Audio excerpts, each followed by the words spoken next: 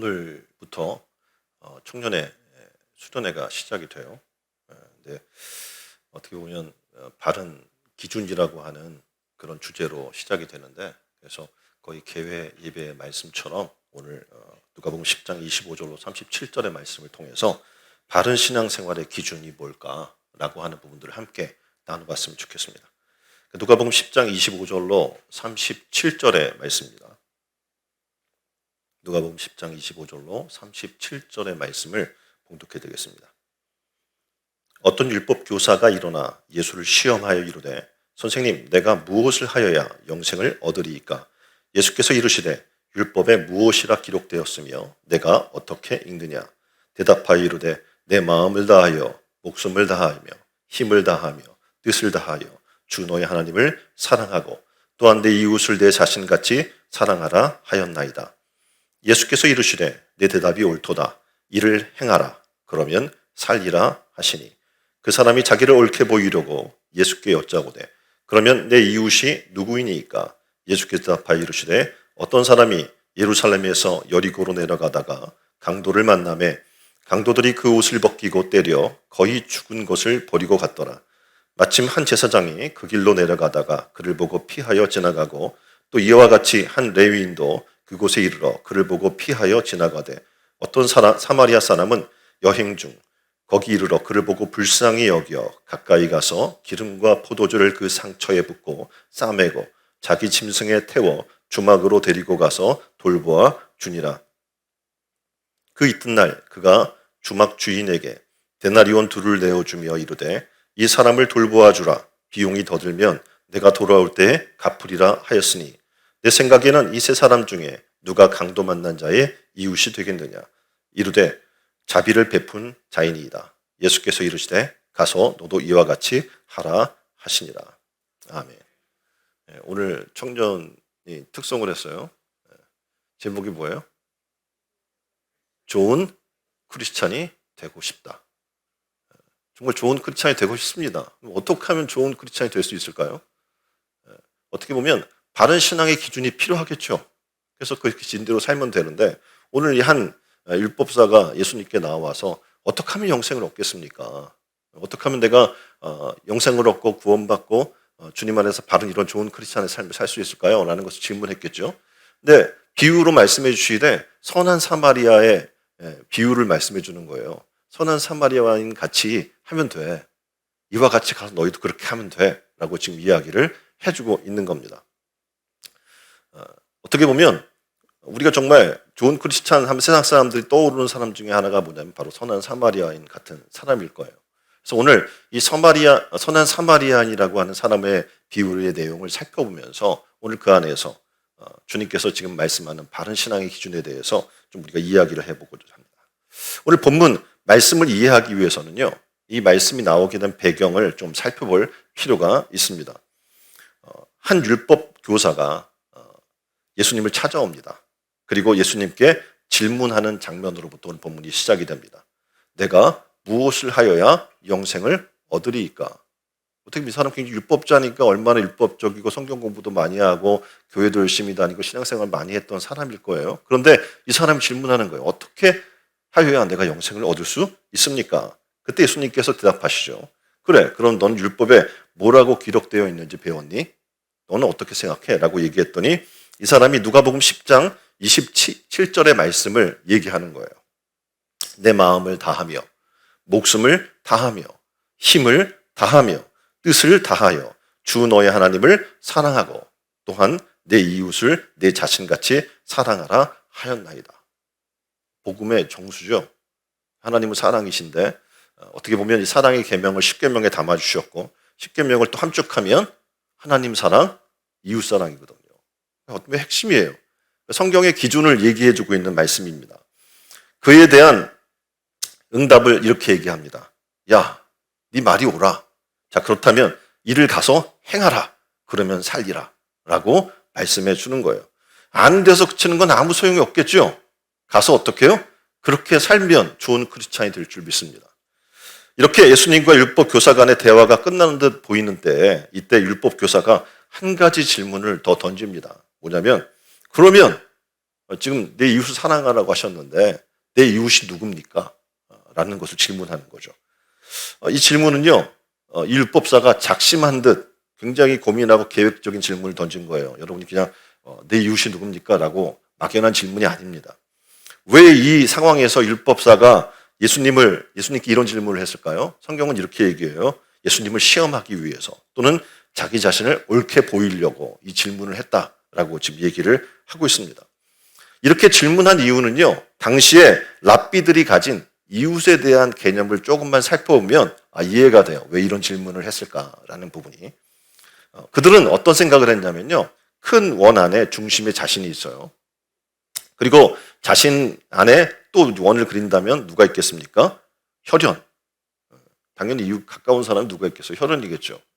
그리고 종교를 중심으로 하나의 원을 펼치듯 이웃 관계가 형성이 된다라고 생각을 했습니다. 더 가까이에는 가족과 친구들이 있겠죠. 조금 더 나아간 민족이 있을 겁니다. 그리고 이웃의 제일 마지막에는 민족은 다르지만 하나님께 나와서 하나님의 백성이 된 이반 민족까지 이웃의 범위에 속했습니다. 유대인들은요, 이 원 안에 들어있는 사람만 이웃인 거예요. 나머지는 이웃이 아니에요. 이웃이라고 생각은 안 했던 건데 왜 이런 질문을 하게 됐냐면 예수님이 얘기하는 이웃이 좀 이상하거든요. 그들이 생각하는 이웃하고 너무 달라요. 왜냐하면 예수님은 이방인도 만나요. 이들은 이방인과 만날 수 없거든요. 특히 사마리아인 같은 사람들은 개돼지 취급하고 원수시했거든요. 심지어 이들이 적대시했던 세리나 창녀와도 만나서 대화를 나누고 그들에게 복음을 전하신 예수님 목격을 했었습니다. 그래서 도대체 예수님이 말하는 이웃이 누군지 궁금했던 겁니다. 당시 유대 지도자들은 예수님을 가리켜 뭐라고까지 얘기했냐면요, 저 사람은 세리와 죄인들의 친구다라고 비난할 정도였습니다. 이러한 이유로 율법 교사가 예수님께 질문하는 겁니다. 이웃을 사랑하라는 말은 내가 알겠습니다. 그런데 예수님이 생각하는 이웃은 도대체 누구예요? 우리가 생각하는 이웃과 너무 다르신데 누굽니까? 라고 이웃을 규정해달라고 얘기하는 겁니다. 예수님께서 이때 한 가지 비유로 지금 설명하신 내용은 본문인데 바로 선한 사마리아인의 비유입니다. 이 말씀 속에는요, 유대인들이 생각할 때 도저히 받아들일 수 없는 엄청난 내용이 들어가 있는 겁니다. 예수님 굉장히 의도적이고 그리고 행동적인 말씀이라고 할 수 있는데 왜냐하면 지금 특별히 사마리아인을 지적해서 이웃의 비유를 설명해 주고 있는 이유는 원래 고대로 들어가면 이스라엘 역사를 보면 지도를 보면 사마리아인들은 원래 이스라엘 민족이었습니다. 근데 주전 722년경에 아수르로부터 멸망을 당하죠. 그래서 사마리아 사람들이 지금 사마리아라고 이야기하면 북이스라엘의 수도였으니까 이 사람들이 아수르 사람과 함께 살게 됩니다. 아수르 왕은요, 아수르 민족들을 사마리아인과 함께 살게 하면서 통원 정책을 펴나갑니다. 그래서 한 민족이 되게 만들려고 했던 것이죠. 그러다 보니까 사마리아에 살고 있던 사람들은요, 오랜 시간이 지나면서 민족성이 사라지기 시작했죠. 왜냐하면 그들만의 혈통이 아니잖아요. 아수르 사람들과 이게 통혼을 하게 되었기 때문에 그렇죠. 반면에 남유다에 살고 있던 사람들은요, 바벨론 포로로 잡혀가기는 했지만 그들은 민족성을 지키려고 했어요. 왜냐하면 타 민족과 결혼하지 않았고 그리고 어떻게 해요? 성경에서 이야기하는 대로 율법적인 그런 삶을 살았어요. 오랜 시간이 흐릅니다. 주전 5세기경에 예루살렘에 새로운 성전을 짓고자 그들이 다시 되돌아옵니다.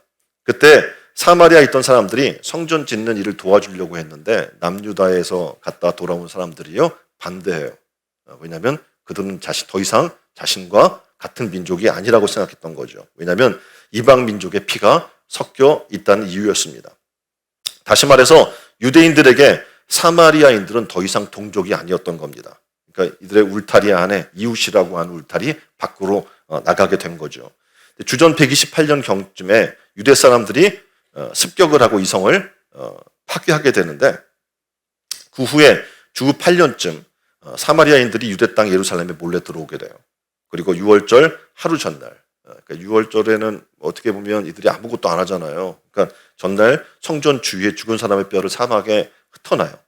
성전을 더럽혀놔요. 그래서 6월절을 지킬 수 없는 상황을 만들고 이렇게 사마리아와 지금 유대 사람들 간에는 굉장히 많은 충돌이 있어 왔던 거예요, 역사적으로. 이렇듯 이스라엘 민족과 사마리아의 사이에는 전쟁과 같은 일이 끊임없이 오고 가면서 서로 원수된 삶을 살고 있었기 때문에 그렇습니다. 예수님께서 여러분이 사마리아를 방문했던 때를 기억하실 겁니다. 그때 사마리아의 우물가에 있던 여인에게 물을 청하셨어요. 그랬더니 여인이 반문을 하면서 놀라면서 당황해하면서 이렇게 질문하는 거예요. 당신은 유대인인데 어떻게 나에게 물을 달라고 하십니까? 왜냐하면 말도 안 섞었거든요. 같이 할 수도 없었거든요. 그때 당시 상황에 이게 반영된 그런 질문이었던 겁니다. 자, 이런 배경에서 본다면 예수님께서 사마리아인인데 선한 사마리아인의 비유를 얘기했다. 이건 유대인들에게 굉장히 충격적인 이야기였던 겁니다. 예수님을 향해서 당신이 이야기하는 이웃의 정의는 뭡니까? 라고 물으며 도전하는 율법학자에게 그들이 제일 싫어하고 증오하는 사마리아인을 주인공 삼아서 지금 이야기를 전개하고 있는 겁니다. 자, 내가 만약 강도의 습격을 당했다고 생각해봐. 그래서 죽을 상황이 되었다고 한번 생각해보자. 근데 마침 너희가 그렇게 이웃이라고 생각하고 존경하던 제사장, 곧 너희의 이웃이 생각하던 그때 지나가고 있었어. 당연히 너희 생각하겠지. 나의 이웃이고 제사장이면 굉장히 어떻게 보면 종교적인 사람인데 나를 도와주겠지 생각했을 것이야. 근데 그가 너를 보고 그냥 지나쳐버렸어. 자, 이번에는 레위인이 자, 지나간다. 너희가 경건하다고 생각했고 또 그들도 존경했던 사람이고 너희가 이웃의 테두리 안에 넣었던 사람이야. 자, 당연히 이웃이니까 어떻게 도와주겠지 라고 기대했을 것이야. 근데 그 역시 너를 보고 다른 길로 도망가 버렸어. 자, 이제 또 다른 한 사람이 나타나. 그 사람은 너희가 원수시했던 사마리아 사람이었고 그를 보면서 너는 야, 저 사람은 우리 이웃이 아닌데 생각했고 당연히 어떻게 해요? 원수 같은 사람이니까 나를 모른 척하고 지나갈 거야 라고 생각했을 거야. 그런데 그가 너를 보고 다가와서는 상처를 치유해주고 주막까지 데려가서 청소껏 간호해 주기를 부탁하며 주막 주인에게 두 데나리온을 맡기면서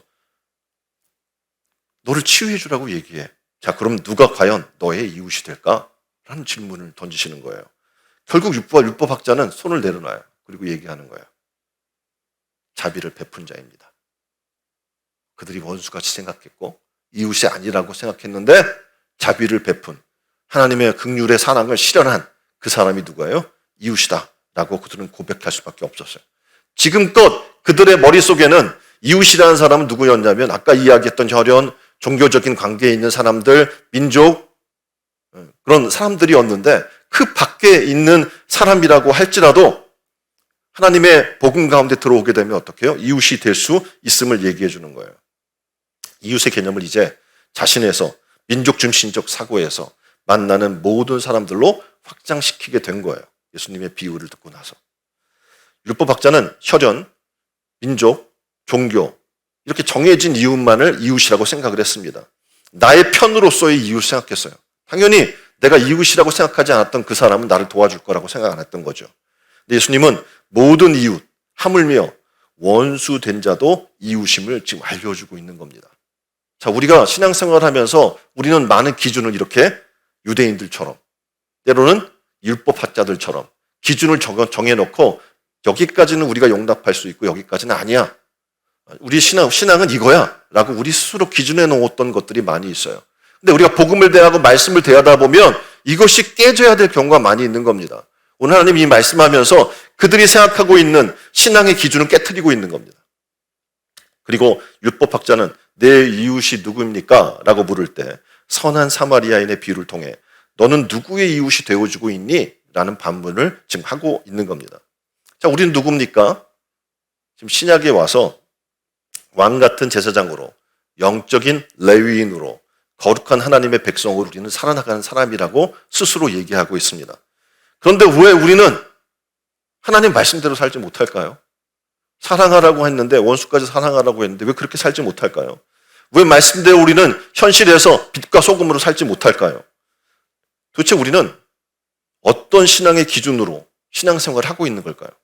오늘 본문 말씀을 통해서 우리는 지금 바른 신앙의 기준을 좀 세워보려고 하는 거예요. 자, 먼저 선한 사마리아인을 좀 집중해서 봤으면 좋겠습니다. 자, 선한 사마리아인은 유대인이 볼 때 타민족입니다. 그리고 자신을 배척하는 원수 같은 사람이에요. 자, 이 사람이 선을 베풀 수 있을까요? 예? 불가능한 일이거든요. 그런데 이 사람이 선을 베풀었어요. 도대체 이 사람이 도대체 뭐야? 뭐가 그것을 가능케 한 거야? 성경은 얘기하고 있는 거예요.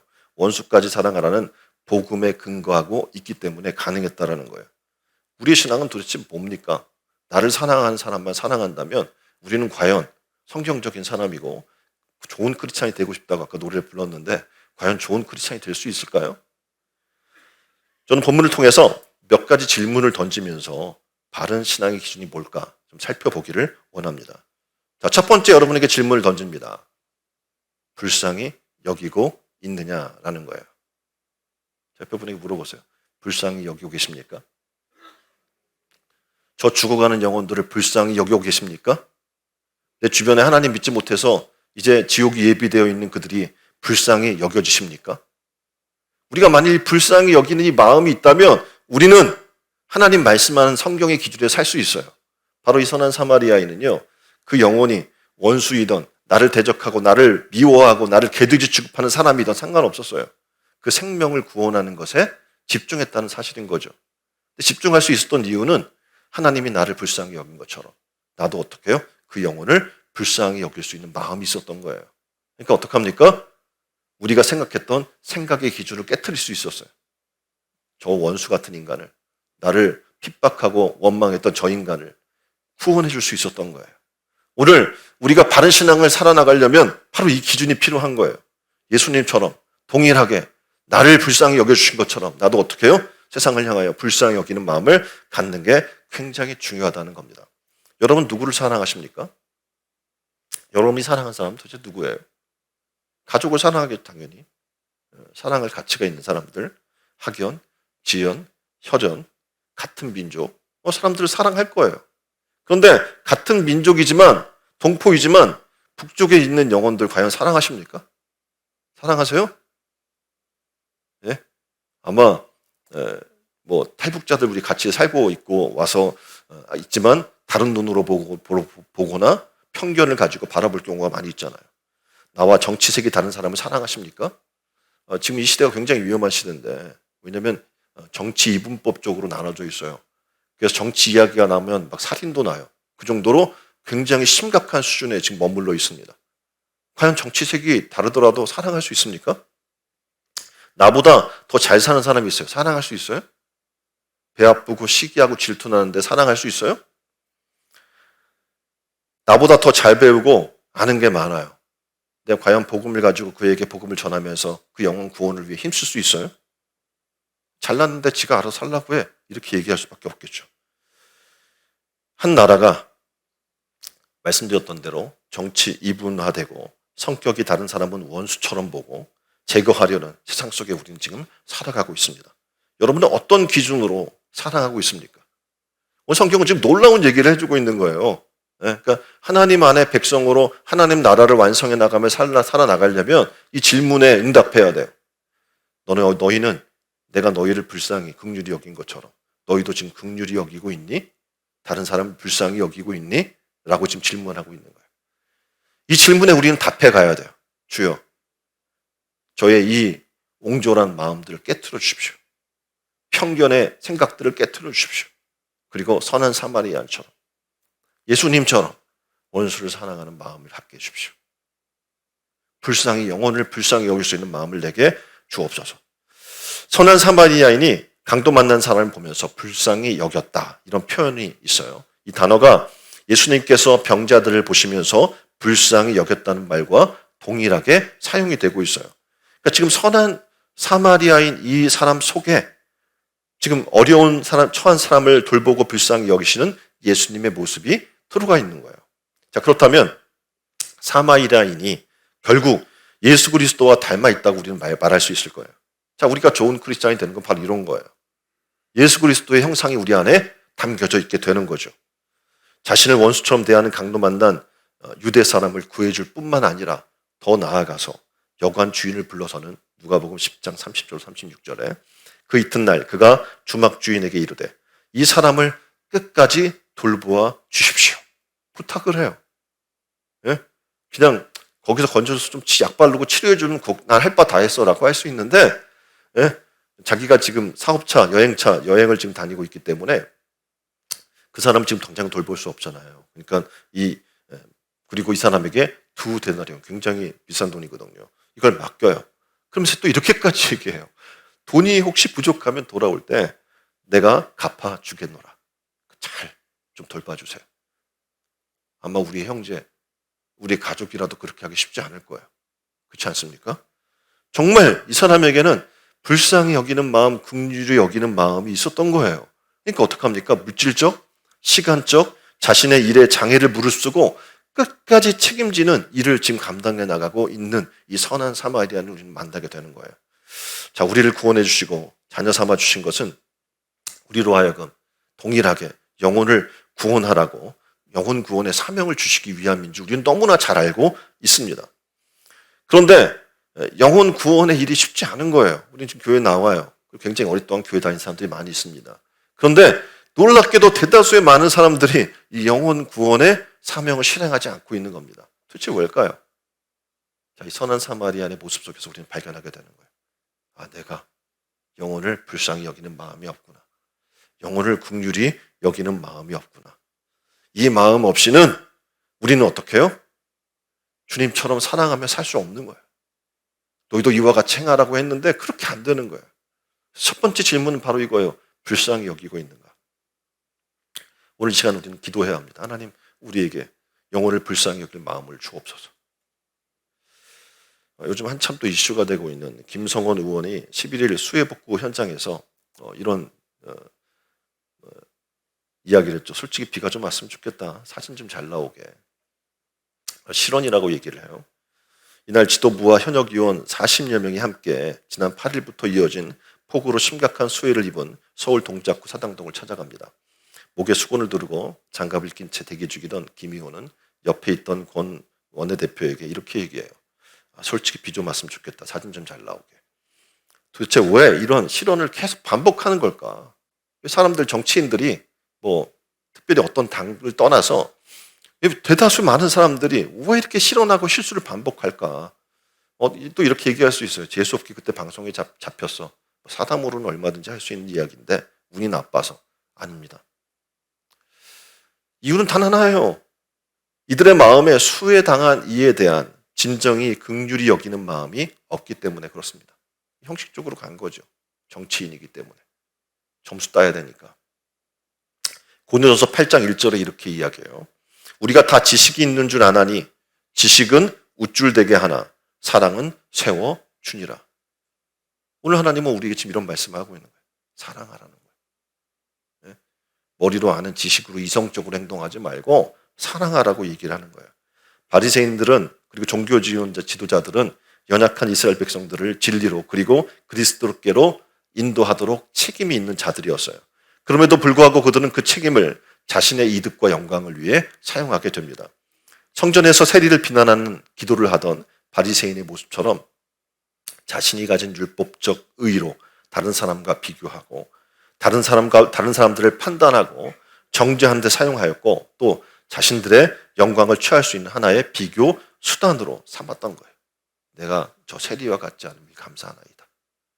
나는 저들과 다르게 구제도 하고 기도도 하고 봉사도 하나이다. 자만했던 거죠. 그들은 외적 율법의 의로는 의롭게 보였을지 모르지만 그 내면은 마음은 더럽고 가증스럽고 온갖 불법적인 것으로 가득 차 있던 거예요. 그래서 예수님은 그들을 책망하십니다. 우리도 신앙생활을 하면서 너무 껍데기에 치중할 때가 많은 거예요. 다른 사람이 나를 어떻게 볼까? 낮게 보이려고. 지금 그 의원들도 좀 낮게 보이려고 한 거겠죠. 그래서 경건의 모습을 꾸미는 거죠. 우리의 삶 속에서 이와 같은 꾸민들이 우리도 모르게 비일비재하게 일어나요. 구제를 해야 하니까 형식적으로 구화원이나 양로원을 방문하고 특별히 수해가 심한 상황이니까 형식적으로 전략적으로 방문하고 선교 현지를 돕는 형식적인 모습에서 우리는 과연 그 안에 불쌍히 여기는 마음이 있는가? 라는 걸 좀 돌아볼 필요가 있다는 겁니다.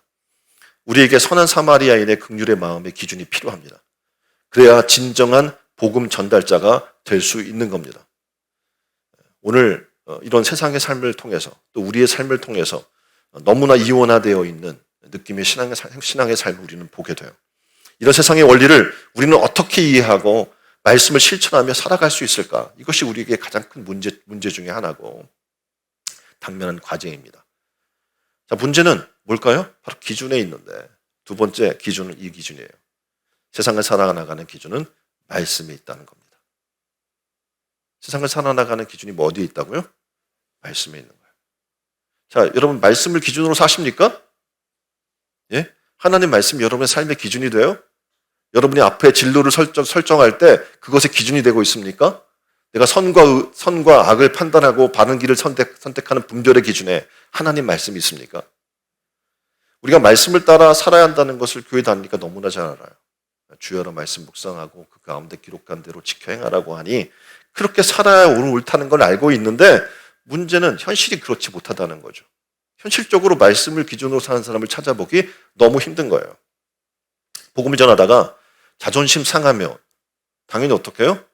못할 거예요. 그래서 이제 복음 전도가 몇 번 해보다가 자존심 상해서 못하는 거예요. 신앙생활하다가 내가 선을 베푸는데 악으로 다가오는 그 모습을 보면서 억울해서 못 참아요. 신앙생활하는데 복음 전하는데 내가 손해봐요. 손해보는 일을 자꾸 하려고 하니 반복되니 어떻게 못하겠는 거예요. 사실은 말씀의 기준이 아니라 세상 원리와 원칙이 기준이 되어버린 거죠. 그러니까 말씀은 이론이 돼버리고 세상의 원리가 어떻게 보면 실천이 돼버리고 만 거예요. 자, 세상에 가보세요. 말씀이 과연 여러분 삶의 기준입니까? 아니죠. 세상 방법이 기준이 돼버린 거예요. 우리는 말씀을 지키는 것을 얘기해요. 지키면서 야, 현실적으로 너무 안 맞는 것 같아. 어떻게 그 말씀대로 살 수 있어? 제자들도 예수님 말씀하시는 말씀을 들으면서 너무 어렵도다 이렇게 얘기하잖아요. 자, 마태복음 14장 30절 바람을 보고 무서워 빠져가는지라. 그러니까 베드로가 무리를 걸으라는 예수님 말씀대로 무리를 걷다가 이 바람이 일어나면서 풍랑이 일어나니까 그걸 보고 무서워서 물에 빠져들어가는 거예요. 베드로가 뭘 봤어요? 바람을 본 거죠. 현실을 본 거예요. 그러니까 현실적으로 무리를 걸을 수 없다는 것이 와닿아 버린 거죠. 그래서 흔들리는 거예요. 현실적으로 신앙으로 살기는 힘들어. 믿음만으로 살기는 힘들어. 하고 그 어떻게 바람에 흔들려 버리는 그 모습을 우리에게 보여줘요. 기준을 세상 원리와 원칙에 두면 우리도 어떻게 해요? 세상에 빠질 수밖에 없어요. 누가복음 10장 25절로 37절까지 본문 말씀을 보면 선한 사마리아인에 대한 비유로 설명을 하십니다. 예루살렘에서 여리고로 내려가다가 강도를 만나 거의 죽게 돼버린 사람을 도와준 선한 사마리아인. 예수님 비유로 말씀하시면서 마지막에 이렇게 말씀해요. 내 생각에는 이 세 사람 중에 누가 강도 만난 자의 이웃이 되겠느냐. 율법자가 얘기해요. 자비를 베푼 자인이다. 그때 예수님은 이렇게 명령하십니다. 가서 너희도 이와 같이 하라. 이 속에 복음이 숨겨져 있죠. 뭡니까? 아까 앞에서 이야기했던 율법의 내용이죠. 뭡니까? 마음을 다하고 목숨을 다하고 힘을 다하여 사랑해 라고 지금 얘기하고 있는 겁니다. 자, 우리는 여기서 매우 중요한 질문 하나를 해나가야 됩니다. 왜 그러면 제사장과 레위인들은 강도 만난 사람들을 그냥 강도 만난 그 사람을 두고 갔을까요? 이유가 뭘까요? 보통 흔히 우리는 어려운 사람, 물에 빠진 사람 구해주면 그 사람이 뭘 해요? 내 보따리 어딨냐고 따져 묻는다고 얘기하잖아요. 그럴까봐? 그래서 많은 사람들이 선한 사마리아인 법을 만들어서 진행하는 게 왜냐면 도와주다가 피해를 당하거나 낭패당한 사람이 너무 많아요. 도리 어떻게 도와줬는데 뒤집어 쓰는 거야. 야, 내가 괜히 도와주다가 내 돈 돌아가고 도와주다가 골치 아픔 일에 내가 얽매이면 어떻게 돼? 라고 생각했을 수 있을 거예요. 근데 사실 우리가 알기는 제사장이나 레위인 같은 사람이면 굉장히 신앙적인 사람이에요. 그렇다면 어떻게 해요? 강도 만난 사람을 분명히 불쌍히 여겼을 겁니다. 문제는 그들이 사람의 생명보다 율법을 더 중히 여겼다는 게 문제라는 거예요. 우리 살아가다 보면 하나님 말씀보다 중요히 여기는 게 많거든요. 그것이 더 중요하게 되면요, 이런 동일한 문제가 발생되게 되는 거예요. 자, 레위기 21장에 보면 정결법에 따르면 제사장과 레위인은요, 죽어가는 사람이나 시체를 만질 수 없게 되어 있습니다. 왜냐하면 접촉하면 부정해지기 때문에. 만일 부정하게 되면 어떻게 해요? 이들은 지금 직무가 뭐예요? 레위인 그리고 제사장이에요. 그럼 이 직무를 이행하지 못하게 되는 거예요. 정결법 17장에서 27장까지 등장을 하는데 굉장히 구체적인 방법이 기록이 되어 있거든요. 이 법에 의하면 내가 이 지금 죽어가는 이 사람 만지면 돼요? 안 돼요? 안 되는 거예요. 제사장과 레위인이 같은 날 그 길을 지나는 걸 보면 제사가 있던 날이라는 것을 우리는 알 수가 있습니다. 자, 성전으로 올라가서 제사 드리는 일을 도와야 되는 상황이에요. 근데 부정한 것을 만지면 어떡해요? 그 행위를 할 수가 없는 거예요. 자, 그런 가능성이 있죠. 자, 이 문제 때문에 강도 만난 이 사람을 두고 지금 굉장히 실존적 문제에 빠져버린 거죠. 이후 비로 말씀한 것은 지금 이 사마리아인, 선한 사마리아인 초점도 있지만 동시에 비복음적인 제사장과 레위인의 삶의 방식을 꾸짖는 거예요. 그들은 본질을 놓치고 있다는 거죠. 그런데 우리도 동일하다는 거예요. 어려움을 당한 사람을 보고 내가 도와주지 않고 싶어 라고 한 사람은 아무도 없을 거예요. 다 도와주고 싶을 거예요. 근데 거기에 뭐가 있냐면 다 핑계와 이유가 있는 겁니다. 자, 자신의 일정, 지금 빨리 회의에 가봐야 되거든. 근데 여기서 내가 시간 뺏기면 돼요, 안 돼요? 안 돼. 내가 지금 계획이 있는데 오늘 지금 이 계획에 이 사람을 도와줄 수 있는 그런 여력이 없어. 그러니까 어떻게 보면 이런 계획이나 시간에 갇혀 있는 사람들은요, 이웃을 절대 도울 수 없다고 지금 얘기하고 있는 거예요. 왜냐하면 현실에서 자기가 손해보는 게 분명하기 때문에 그래요. 여기서 제사장과 레위인이 강도 만난 사람을 도와주었다가는 당분간 아마 성직자의 직분을 감당하지 못할 수도 있어요. 왜냐하면 부정한 것을 만졌기 때문에. 죽어가는 사람보다 이 사람은 어떻게 지금 자신의 이득을 더 추구했다는 거예요. 예수님은 지금 이걸 가리키면서 뭘 얘기하냐? 비복음적이다. 복음적이지 않다라고 얘기하고 있는 겁니다. 왜냐하면 기준이 생명에 있지 아니하고 복음에 있지 아니하고 자기의 유익에 있었기 때문에 그렇습니다. 생활 속에서 문제를 만났을 때 우리는 종종 하나님의 사랑을 근거로 접근하기보다는 어쩌면 우리는 먹고 사는 문제, 그리고 우리 권위의 문제, 직업의 문제, 그래서 이런 것이 더 앞서서 복음까지 버리게 되는 오류를 범할 때가 우리도 있다는 사실을 지금 말씀해 주고 있는 겁니다. 자, 내가 이것을 지금 하게 되면 오늘 내 일정이 다 망가질 수 있어요. 이 사람을 도와주다가는. 내가 이 사람에게 복음 전하다가는 내 시간을 지금 다 빼앗겨서 내가 계획한 바를 못할 수 있어요. 그래서 생각할 수 있어요. 오늘 지금 할 수가 없어. 이만큼 내가 지금 이 사람 도와주려면 돈이 필요한데 내가 물질적으로는 부족해. 내가 좀 더 나중에 힘 있고 여유 있을 때 그때 충분히 준비된 다음에 도와주면 되지 않겠어? 라고 이야기할 수 있습니다. 그런데 정작 그때가 되면 우리 자신을 필요로 하는 이웃은 곁에 없을 수 있다는 얘기입니다. 강도 만난 자는 그때 그 자리에 단 한 번뿐이라는 사실 여러분이 기억해야 돼요. 그래 하나님은 바로 그 자리에 여러분을 보내주신 이유가 있다는 겁니다. 어려운 사람 있습니다. 도와주고 싶어요? 옆에 분에게 물어보세요. 자, 어려운 사람을 돕고 싶습니까? 정말 조용하시네. 이 일을 하고 싶지 않죠. 지금 수해 당한 사람에 대한 이야기를 했어요. 헌금하는 사람이 있나요, 과연? 수해 복구를 위해서? 말만 하는 건 아무 소용없고 누구나 하는 거예요. 자, 도와주고 싶어요. 그 지갑을 열었습니다. 그 중에 얼마는 집안 식구들과 식사할 비용이에요. 얼마는 아이의 학비입니다. 얼마는 부모님께 드릴 용돈이고 이 돈 저 돈 떼보니 남는 돈이 없어요. 결국은 다시 지갑을 닫습니다.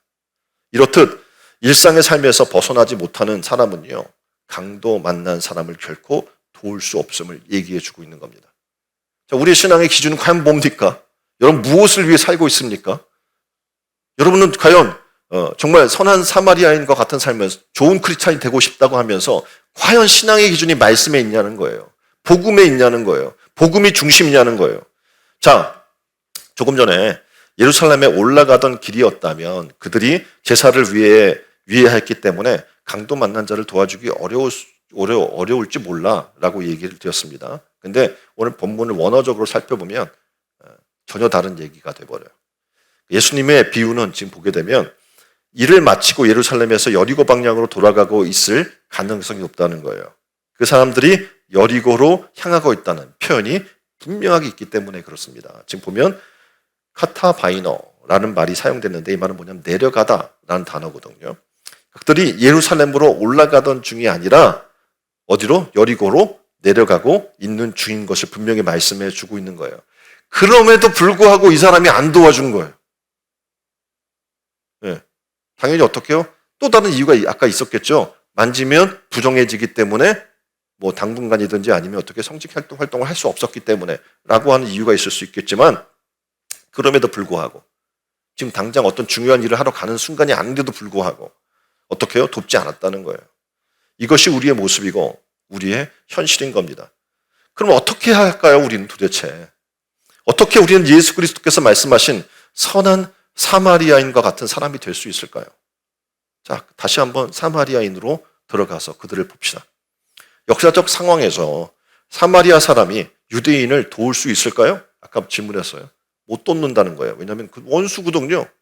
그 자신들을 지시하고 지금 유대인이 피하고 있는 거예요. 사마리아인이 피하는 게 아니라 어떻게 해요? 유대인이 예루살렘 갈 때 돌아서 가요. 아예 그 사람들 만나지도 않으려고. 그런데 짐승처럼 대하는데 어떻게 도와줘요? 그런데 이 지금 사마리아인은 자기 입장에 앞서 자기 이익과 전혀 다른 선택을 지금 하고 있더라는 거죠. 사마리아인은 강도 만난 유대인의 상처에 기름과 포도주를 붓고 싸매고 자기 짐승에 태워 주막으로 데려가 돌봐주고 그 자비가 어떻게 불쌍히 여기는 마음이 바로 복음임을 성경은 지금 얘기해 주고 있는 겁니다. 그러니까 사마리아인을 통해서 들려주고 싶은 얘기는 야, 너희의 삶이 관계 중심의 그런 가치를 가지고 나가지 말고 생명을 귀히 여기는 복음의 가치로 살아나가야 돼 라는 걸 지금 우리에게 얘기해 주면서 이렇게 얘기하는 거예요. 너희도 가서 너도 이와 같이 하라. 복음대로 살아라 라고 지금 얘기해 주고 있는 겁니다. 내가 어떻게 보면 삶을 살아나갈 때 귀하게 여기는 것들이 있어요. 가치 있게 여기고 중하게 여기는 것들이 있어요. 그럼에도 불구하고 복음이 더 중요하다면 생명을 더 중요하게 여긴다면 다른 길을 선택하는 어리석음을 범하지 말라라고 우리에게 충고해 주고 있는 겁니다. 사마리아인처럼 원수 관계라고 할지라도 그것을 허물고 하나님의 사랑을 선택할 수 있는 믿음의 기준이 여러분 가운데 있기를 주님의 이름으로 축원드립니다. 그렇게 살려면 어떻게 됩니까? 삶의 중심이 감정적이어서는 안 되고요. 삶의 중심 바로 말씀에 기초해야만 가능한 겁니다. 자, 세 번째 기준은 누구의 영광을 위해 살고 있는가라는 겁니다. 제 옆에 물어보세요. 누구의 영광을 위해 사세요? 우리가 세상을 살아가는 목적이 뭐냐라는 거예요. 우리는 당연히 얘기할 거예요. 하나님의 영광을 위하여. 그렇죠? 딱 찔러서 물어보면 먹든지 마시든지 살든지 죽든지 하나님의 영광을 위하여 말은 아주 그럴싸하게 굉장히 잘하는 게 우리입니다. 이거는 세상이 아무리 비난해도 하나님의 영광이라면 선택한 삶을 살겠다는 건데 과연 그러냐라는 거예요. 이 질문은. 자, 종종 상가나 시장에 가면 주일은 쉽니다라는 이 표지판을 종종 만날 수 있습니다. 자, 이 가게가 이 가게 문을 닫은 이유가 뭘까요? 이게 왜 붙어 있어요? 쉬려고 정말? 네? 주일은 정말 쉬려고 저게 붙어 있는 거예요? 아니요, 예배 드리려고. 주일을 성수하려고 붙여놓은 거란 말이에요. 어떻게 보면 당연히 주일을 쉰다는 거는 세상으로는 일요일이니까 이날을 쉬는 거는 굉장히 큰 손해예요. 상관은 월요일을 쉬지 주일은 쉬지 않습니다. 근데 신기한 것은 문 닫고 장사해도 그들을 보니까 자식들 잘 키우고 좋은 집 마련하고 평강을 누리며 사는 모습을 목격하는 거예요. 왜입니까? 하나님 말씀을 붙들며 살면 복을 받는 거예요. 자, 술을 안 먹는다고, 내가 주일을 성수한다고, 그리스도인이라고 하는 이유 하나만으로 직장에서 여러분의 세상의 삶에서 괴롭힘을 당하고 계십니까? 자, 좀 억울할 수 있어요. 내가 뭐 그리스도인 이유 하나만으로 이런 괴롭힘을 당해야만 해? 하고 억울할 수 있겠죠. 그 상대방이 밑도 끝도 없는 비판을 가해올 수도 있습니다. 세상 사람이 밑도 끝도 없는 조롱을 할 수도 있어요. 근데 우리는 알아요. 이게 하나님의 영광의 길인 것을. 그래서 우리는 어떡합니까? 묵묵히 그 길을 선택하고 걸어가고 있는 거예요. 이렇게 믿음의 씨를 뿌리고 나아가게 되면 당대에는 거두지 못해도 후대에는 복을 누리고 그 놀라운 은혜를 누리게 될 줄 믿습니다. 그래서 우리는 알아요. 기도의 씨를 계속 뿌릴 것. 나를 박해하는 자들을 위해서 기도할 것을. 하나님은 어떻게 해요? 그런 믿음의 씨를 계속해서 뿌려나가는 자들, 그런 예배를, 그 어려운 가운데에도 예배를 드리는 자들을 하나님은 기뻐하시고 그들을 통해 영광을 받는 줄 믿습니다. 자, 바리새인의 특징은요, 하나님께 영광을 구하지 않는다는 거예요. 자신의 영광을 구한다는 거예요. 그러니까 단도직입적으로 표현하면 하나님의 영광을 도적질하는 자들, 이렇게 표현이 되고 있거든요. 근데 반면에 사도 바울은 이렇게 얘기해요. 고린도전서 10장 32절에 너희가 먹든지 마시든지 무엇을 하든지 모든 것을 하나님의 영광을 위하여 하라. 우리가 부르심 받은 목적이 바로 여기에 있어요. 그분의 영광을 위해 창조됐고 호흡 있는 자마다 하나님을 찬양해야 하고 우리의 존재의 이유는 그분을 영화롭게 하는 것이거든요. 그런데도 불구하고 우리는 이 땅에 너무 집착하는 거예요. 세상이 너무 좋은 거예요. 그리고 어떻게 해요? 하나님께 영광이보다는 그 영광을 가로채고 싶어요. 바리새인들처럼. 안 그런다 말할지 모르지만 우리는 그런 삶을 지금 살고 있어요. 자, 청년들은 주님의 자녀죠. 지금 청년 수련을 하니까 지금 기준을 얘기하는 거예요. 당연히 그러면 어떡합니까? 하나님 영광을 위해 살아야죠. 먹는 것도 마시는 것도. 내 삶을 드러내는 것이 아니라 하나님의 복음을 드러내며 살아나가야 되는 거예요. 근데 많은 이들이 하나님을 드러내기보다는 자기가 드러나는 걸 너무 좋아해요. 자, 여러분의 뭐 인별이나 이런 데 가보세요. 많은 계정에 보면 복음을 드러내는 사람들이 있나요? 없나요? 별로 없어요. 자신의 일상, 맛집 탐방에서 맛있는 음식, 인생샷 이런 걸 찍어 올리는 것이 낙이고 삶이고 기쁨이에요. 하나님께 영광 돌리는 것과는 거리가 멀죠. 지금 여기 사진에도 보면은 백신 접종한 것도 실시간으로 시간경과 인증샷도 올리고 날 드러내는 거죠. 나 살아남아 있어 아직. 이러면서 어떡합니까? 차기를 보이는 걸 굉장히 좋아해요. 어떤 사람은 인생샷을 위해서요. 지금 보면 낭떠러지잖아요. 예? 저기가 그 인생샷 스팟인데 여기서 사진 찍다가 죽은 사람들이 있지 없게. 예? 빌딩 꼭대기에서 목숨을 거는 이도 있습니다. 우리 생각해요. 어떻게 이런 거에 목숨을 걸 수 있지? 놀랍게도 이 땅의 것을 위해서라면 목숨 거는 사람이 너무 많은 거예요. 하나님의 영광을 위해서보다는. 이 땅의 것을 위해서라면 말씀도 버릴 수 있고 예배도 버릴 수 있다는 생각을 가진 사람이 얼마나 많은지 모릅니다. 왜냐하면 우리의 지금 기준이 하나님이 아니기 때문에 그래요. 나고 내 삶의 만족과 자기 영광을 위해 살기 때문에 그럴 수밖에 없겠죠. 썩어질 것을 위해 살아가고 헛된 것을 위해 살아가고 이런 인생을 위해서 다른 사람을 이용하고 짓밟고 한치 양보 없이 배려 없이 자기 양심과 자기 욕심과 자기 육식만을 위해 살아가는 사람들이 얼마나 많은지요. 우리 청년들, 우리 또 성도님들 한번 자신을 돌아봤으면 좋겠어요. 우린 지금 우리의 삶의 기준이 하나님께 영광인가 아니면 자기 영광인가? 우리 삶의 기준을 돌아보셔서 정말 하나님께 영광이라고 하는 분명한 목적으로 살아가는 여러분 되기를 주님의 이름으로 축원드립니다. 지금 내가 드러나고 많은 이들이 내 글에 댓글 달아주는 걸 계속 검색해. 예? 그래서 요즘은 인싸인가 아닌가의 그 기준이 유튜버가 되고 얼마나 많은 구독자를 갖고 있는가 뭐 이런 걸 따지잖아요. 예? 우리 지금 교회 숫자는 이렇게 많은데 구독자는 엄청 없어요. 예? 관심이 없어. 복음 한 번 더 듣는 거 신경 쓰고 싶지 않고 나는 와서 교회 와서 말씀 들었으니까 땡. 그리고 계속 종교적인 것에 얽매여지고 싶지 않아 라는 생각으로 가득 찼지만 세상 거에서는 굉장히 집중하고 관심을 갖고 있는 것을 보게 돼요. 그래서 시즌별로 계속 어디를 탐방해 줘야 돼요. 왜냐하면 투사를 바꿔야 되니까. 이런 기본적인 생각들을 갖고 있는 거죠. 자, 우리 기준이 바뀌어야 되지 않겠습니까? 우리가 과연 무엇을 위해 살 것인가? 하나님의 영광인가? 내가 먹는 것도 마시는 것도 내가 직업을 지금 갖고 있는 것도 내가 앞으로의 진로를 위해 노력하고 있는 것도 과연 하나님의 영광인가? 우리의 기준을 바로 세우는 우리 모두가 되기를 주님의 이름으로 축원드립니다. 자, 네 번째 질문은 이겁니다. 이 땅인가? 천국인가? 이렇게 물어보면 당연히 임무와 여러분 얘기할 거예요. 천국입니다. 옆에 분에게 물어보세요. 땅이에요, 천국이에요? 예? 그럼 아마 다 그렇게 얘기하지만 문제는 뭡니까? 실제적으로는 그렇지 못한 우리의 모습을 발견하게 됩니다. 우리가 살아가는 목적이 무엇일까? 저 천국이라고 지금 이 선한 사마리아인은 얘기하고 있는 거예요.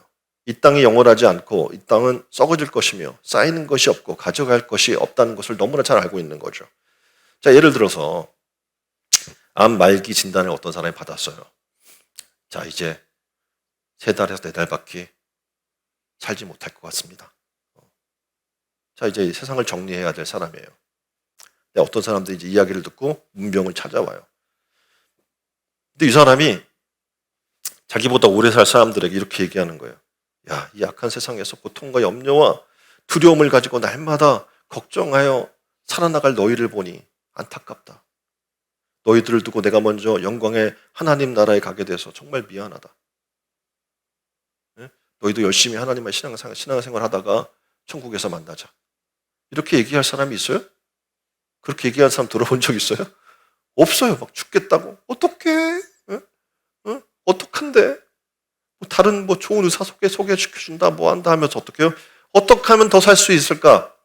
음식 뭐 먹으면 낫다더라, 뭐 한다더라, 수많은 얘기만 오고 갈 거예요. 문병훈 사람이 자, 역으로 몇 달 후면 죽을 사람에게 이렇게 얘기해. 야, 넌 좋겠다.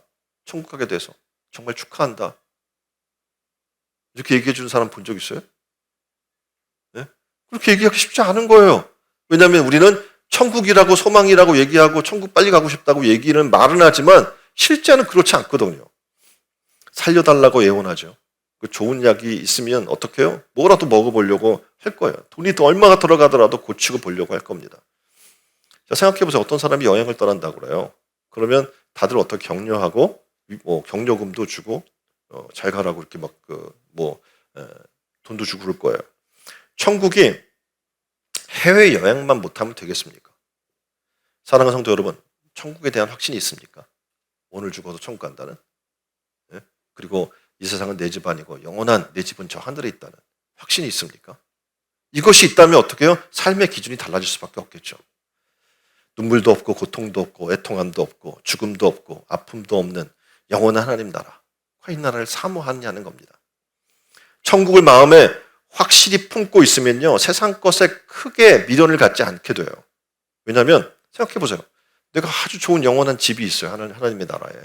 그러면 그 집에 이사 갈 거예요. 어떤 좋은 집에.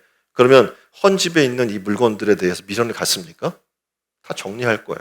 왜냐하면 새 집으로 가면 거기에 좋은 것들이 많이 있으니까요. 우리는 영원한 천국, 복된 나라로 이사 갈 사람들입니다. 그런 차원에서 세상에 미련을 두지 말 것을 지금 선한 사마리아는 얘기하는 거예요. 생각해봐요. 그렇게 많은 돈을 들여서 나랑 전혀 상관도 없는 원수에게 이렇게 투자를 할 수 있어요? 그는 천국을 보고 있기 때문에 가능한 일인 겁니다. 도리어 이 땅에서 생명 살리는 일, 하나님이 원하고 바라는 일, 하나님의 영광을 위한 삶을 살아야 될 것을 지금 말씀해 주고 있는 겁니다. 하나님 나라에는 욕심이 그렇게 필요 없겠죠. 이 땅의 것은 가져갈 수 없으니까. 지금 예수님께 찾아온 이 율법사가 예수님을 시험하기 위해 선생님 내가 무엇을 하여야 영생을 얻으리까? 라고 질문했을 때 누가복음 10장 27절의 말씀으로 말씀해 줍니다. 내 마음을 다하며 목숨을 다하며 힘을 다하며 뜻을 다하여 주 너의 하나님을 사랑하고 또한 내 이웃을 내 몸과 같이 사랑하라 하였나이다. 예수님 말씀해요. 가서 일을 행하라. 그러면 살리라.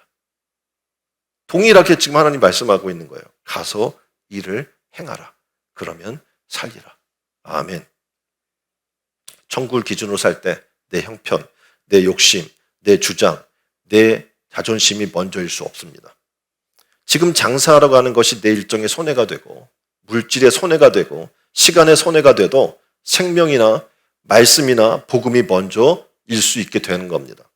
천국을 기준으로 살 때 하나님께 영광을 돌리는 삶을 살 수 있게 되는 줄 믿습니다. 자, 이제 환경과 조건과 위치와 자기 입장을 보지 않았으면 좋겠어요.